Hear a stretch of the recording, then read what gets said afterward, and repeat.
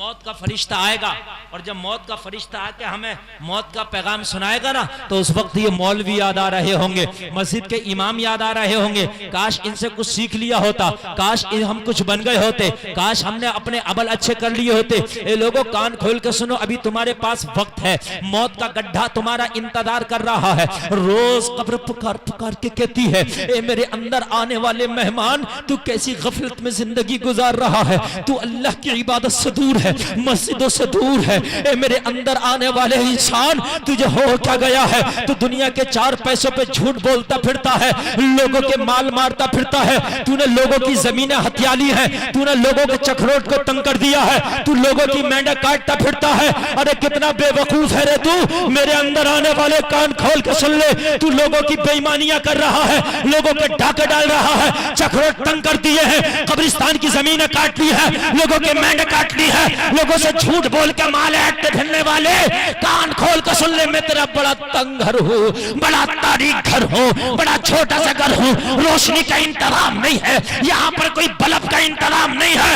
ए मेरे अंदर आने वाले, काश तुझे मेरे अंदर के बिच्छुओं का पता चल जाए तो एक भी गलत काम न करे। बेशक जी, बेशक, हक बात है। मेरे अंदर के तुझे कीड़ों का पता चल जाए, मेरे अंदर जो सांप है उनका पता चल जाए, तो तू एक भी गुनाह न करे। ए महफिलों में ठट्टे मारने वाले, एक कॉमेडी सुन के अपना वक्त गुजारने वाले, एक शेख चुल्ली की कॉमेडी सुनकर अपना टाइम काटने वाले, कव्वाली मुकाबला सुनने वाले, उर्सों की डांस पार्टियां देखने वाले, मेले ठेलों में चक्कर झूले झूलने वाले, गलों में हाथ डाल के कब्रिस्तान में इलेक्शनों की बात करने वाले, कान खोल के सुन ले, अगर तूने कब्र को देख लिया तो दुनिया में मुस्कुराना भूल जाएगा, पूरी जिंदगी अल्लाह ही अल्लाह में गुजारेगा। बेशक जी, बेशक जी, सुभान अल्लाह, हक बात है। बेशक इंसान सोचता है कि मरना थोड़ी है।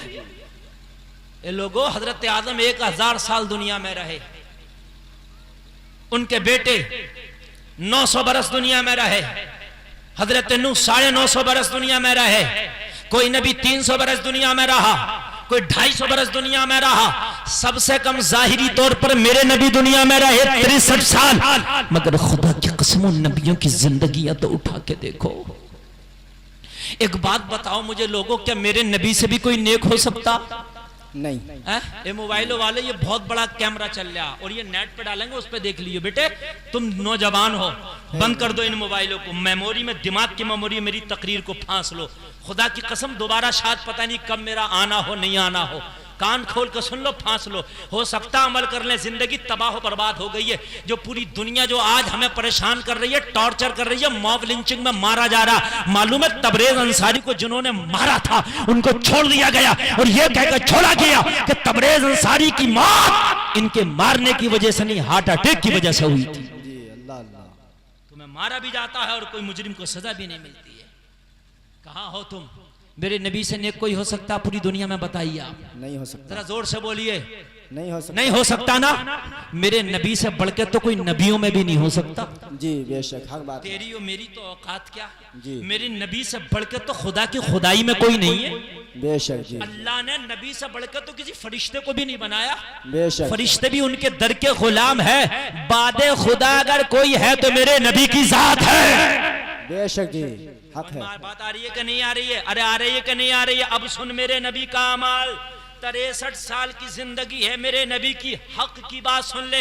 आज जो मेंढों पे झगड़े हो रहे हैं, मेंढों पे पंचायतें चल रही हैं, काटे फिर रहा, तुझे मिल कह रहा मुझे ये तो बता दे, जो तूने 4 उंगल की मेंढ काट ली, मुकदमे लड़ाता फिर रहा, तेरी अकल घास चरने गई है? कहां गई है? अरे मुकदमों में इतना मेंढ में पैदा ना होगा जितना मुकदमों में लगा देगा, और दूसरे का हक अलग मार रहा मैदान महशर में। जिसकी मेंढ काट के गया है, जिसका चक्रोट तंग करके गया है, जिसका माल मार के गया है, तेरा दामन पकड़ के खड़ा होगा, अपना हक मांग रहा होगा, तुझे देना पड़ेगा। बेशक जी, हक बात है। बेशक। मेरे नबी को सुन, जिनके लिए सारी खुदाई है, बेशक। पूरी कायनात नबी के लिए है, जमीन आसमान नबी के लिए, जन्नत नबी के लिए, बल्कि कब्जा है नबी का जन्नत पर। नबी के नाम लिखा है जन्नत के दरवाजे पर। बेशक जी। तुम्हारे घर के दरवाजे पर तुम्हारा नाम होता है और जन्नत के दरवाजे पर मुस्तफा का नाम है। बेशक जी, हक है। मतलब मालिक है मुस्तफा जन्नत के। मगर सुन, मुस्तफा ने कैसा हक अदा किया अपने भाइयों का। जब हलीमा ले गई मेरे नबी को अपने घर पालने के लिए, मेरे नबी को पालने के लिए दाई हलीमा अपने घर ले गई।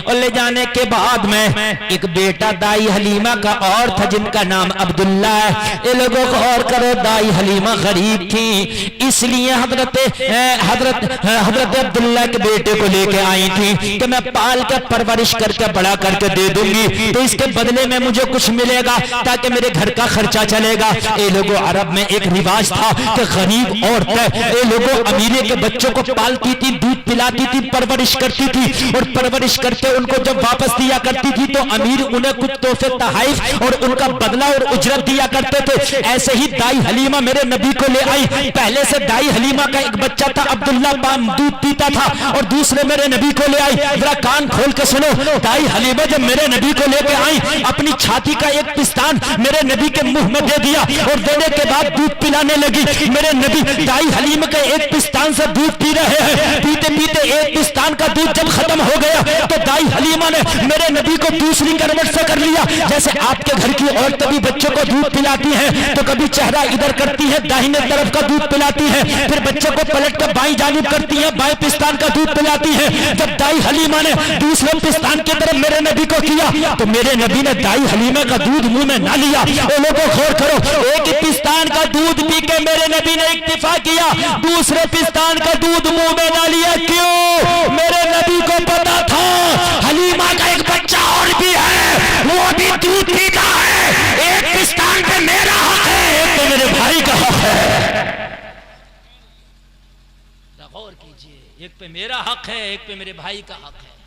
अल्लाह अल्लाह, मेरे नबी ने हक कैसा अदा किया है। लोग जरा गौर करो, हमारे हालात क्या हैं जरा बताइए मुझे। जायज हो ना जायज हो मिल जाए बस, झूठ बोल के मिले मिल जाए बस। हद यह है कि मस्जिद में खत्म कुरान में बालूसाहियों में मैंने लठियां चलती देखी जी, हकीकत बता रहा हूँ। 27 दिन इसने कुरान सुना, पीछे खड़े होकर कुरान जैसी अजमत वाली किताब तूने सुनी, इससे बढ़ के तो दुनिया में कोई किताब नहीं है ना। तुझे सुधर जाना चाहिए था, तूने कुरान सुना तुझे संभल जाना चाहिए था, तूने कुरान सुना तुझे सब्र आना चाहिए था। इधर 27 दिन कुरान खत्म हुआ, बालूशाही बटी तो झगड़ा मुझे नहीं मिला, इसे नहीं मिला। अरे कहाँ की इंसानियत है ये, कौन सा ईमान है ये, कहां चला गया सब्र वाला मामला हमारे अंदर से? सब्र किधर निकल गया, किधर तबाह हो गया सब्र हमारे अंदर? जरा गौर कर, नबी का हक़ुक़ुल इबाद में मामला ये था। और जब नबी की इबादत की बात करोगे तो सुनो, मेरे नबी जो पूरी दुनिया में सबसे ज्यादा नेक, बेशक जी, नबी गुनाहगार होता ही नहीं है।